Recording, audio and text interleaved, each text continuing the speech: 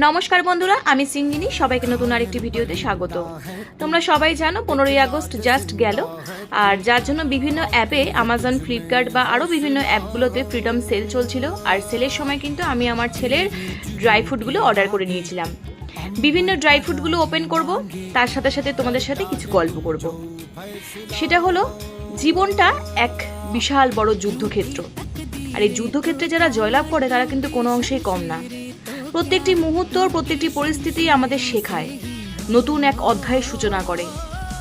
যেই মানুষগুলোকে হয়তো আগে চিনতাম না, এখন সেই মানুষগুলোকে ভালো মতো শিখে গেছি।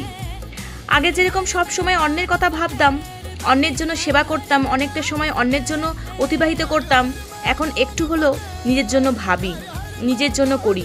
কারণ যেই মানুষগুলোর কথা ভেবে আমি সারাটা জীবন নিজেকে এত স্যাক্রিফাইস করেছি, তারা কিন্তু আজ আমাকে আর চেনে না, বা তারা আজ আমার একটা খোঁজও নেয় না।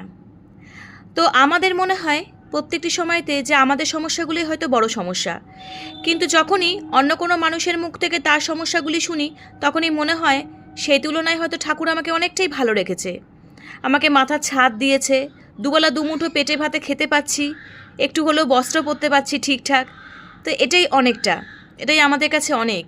কিন্তু যে মানুষগুলো রাত দিন লড়ে চলেছে, এই পরিস্থিতির এত বাজে সম্মুখীন হচ্ছে, রাস্তায় ঠিকমতো খেতে পায় না, মাঝে মধ্যেই তো আমাকে বেরোতে হয় ডাক্তার দেখাতে, তখন দেখি কত বাচ্চা নিয়ে মায়েরা বসে আছে, লোকের কাছে একটু হাত পেতে চাইছে কিছু খাবার, কিছু টাকা।